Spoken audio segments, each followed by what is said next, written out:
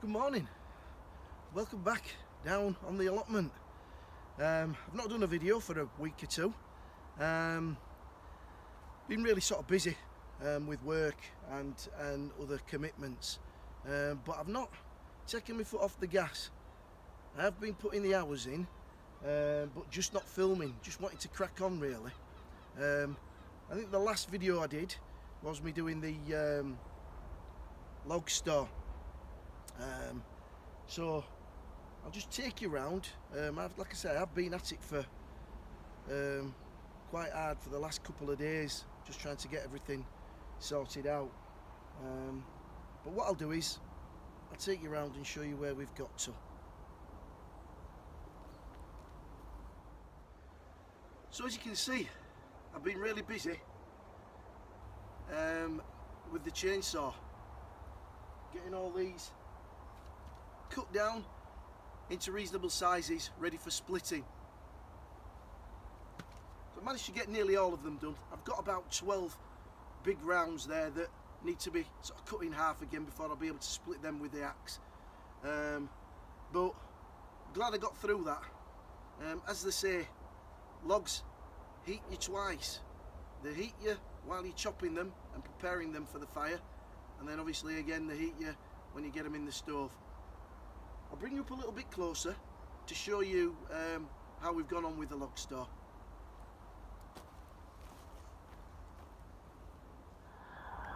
There we go. So as you can see, what I've done, finally got it all fitted together. It's nice and strong, nice and sturdy. I've got 4 sections that are all divided by these angular partitions, and each one of those for me is about a year's worth, or when I say a year, a winter's worth of wood that I would use. So when I get this finished, there's going to be 4 years worth of wood in there, and then I've got to repeat that on this side, and there'll be another one there, and that will be divided up again into 4. One will be for kindling, one will be for rounds, and then there'll be another 2 years worth, 2 sections to hold a season's worth of chopped logs. So I'm going to just mirror what I've done there across there. So I'm quite pleased really. So yeah, I'm quite pleased with the log store. I'm going to try and crack on and get that one cleared. The logs that I've got cut in there, put into that store, and then I'm going to crack on and get that side done. What I've been doing on the plot is, this bottom half of the plot I've not really touched. I've managed to just start and get down to the small greenhouse there. What I've done is I've worked right from the top plot and I've worked my way down, tidying up, getting things in shape. I'll take you up there and I'll show you. So my dahlia beds and the irises, they all need sorting out. I've tidied up these here. They've got 1 or 2 weeds in that I've still got to get. The brassicas, overwintering brassicas, are doing quite well, and I've managed to tidy up those beds as well. Pumpkins are looking good. The dahlia's got to get stripped down. These leeks are looking well. I've still to divide these. Some plot neighbours are supposed to be coming in and getting them. The ones that I've got spare. Last of the beetroot there, and the greenhouse that we had the tomatoes in, let me just open the door, has now been cleared, and I'm looking on this side here to get some lettuce in there. I've already sown it, as you can see on the top there, the top shelf, so I'm hoping to get some lettuce in there. there's all the weeds in the bags. I like to keep them dry rather than getting them soaking wet. Keep them dry so when I'm ready to burn them, they burn well. Onions at the back there. I've still got 11 bags of potatoes, and what I've done is I'm storing them in here. I've taken all the dead growth off the top of them, and I'm just going to leave them in here, and hopefully they'll last and store well in there rather than me taking them out and taking them home. Bit of cardboard for the fire, and the greenhouse is still oozing with chilies and peppers. So as you can see here now, things have really got tidied up. I've got all these beds. The tomatoes were in this one, the potatoes were there. I've shifted all those, they're out, all cleared, all weeded. There was some runner beans here. I've cleared that bed as well. Round.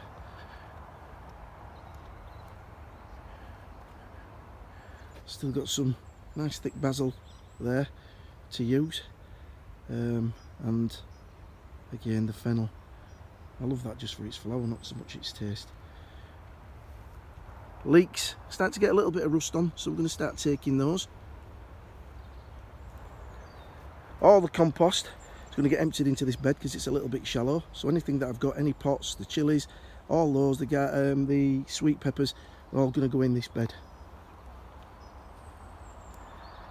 The kale and the overwintering cabbage are doing well. I had to take out two of the sprouts because they've got all this black mould on them, and the only one that was looking good was that one. So I thought, rather than risk it all, set those two out and have at least one decent one out of that tunnel. Because again, all the beds are done.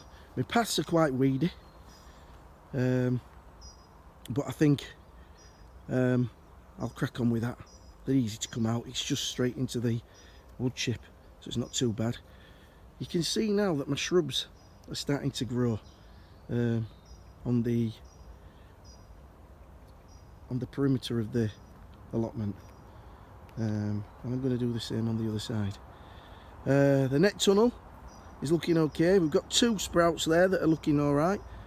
These ones down at the bottom of the cauliflowers, the Savoy cabbage. I've got a few cauliflowers over. No, I think they're the cauliflowers, and I think they're the cabbage. I'm not sure.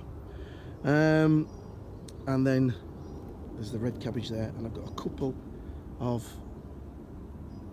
what are they now? Savoy cabbage left over.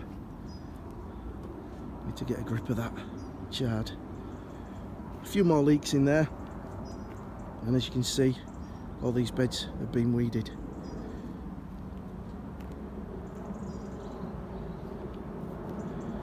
That bed there was a potato bed.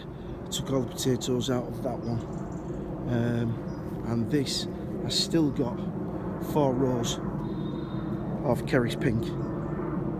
One there, there and there to still harvest. But I've tidied those up, got everything out, the weeds out as best I can. The next job I'm going to be doing this next week or so is sourcing my garlic, and this bed here where the potatoes were, I think is where the garlic's going to go this year. This bed and the bottom bed there. So the garlic will be going in the next week to 10 days.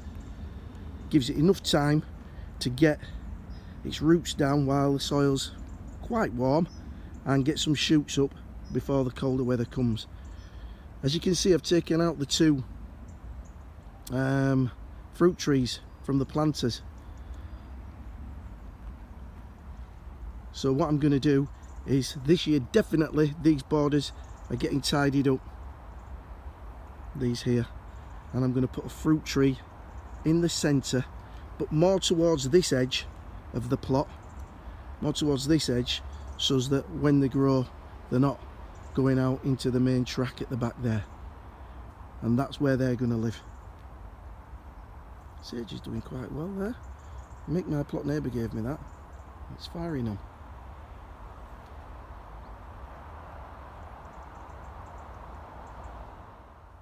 So as I said, I've not been sat on my hands. I've been getting quite a lot done. So what I'm going to do today is I'm going to separate those leeks, hand them out to neighbours. I'm going to chop down that dahlia. Rather than lifting it out of its root, I'm going to put a cover over the top of that planter to stop the rain getting in there and rotting the corm off, to keep it dry over the winter period. It's deep enough so the frost shouldn't really get to it. I'm going to have a little fire at the back and start burning some of the weeds that I've got off the beds. And I'm going to have a brew. And the other thing is I'm going to start looking at the seed catalogue for 2024. I go to King's. I just find them really, really reliable. So I'll be doing that and enjoying the rest of the weekend. Anyway, thanks for watching. Thanks for subscribing. If you've not subscribed, normal form, hit that button. Let me know that you've liked the video. It'd be really appreciated. Until then, have a great weekend, have a great rest of the week, and I'll see you next time. Happy growing.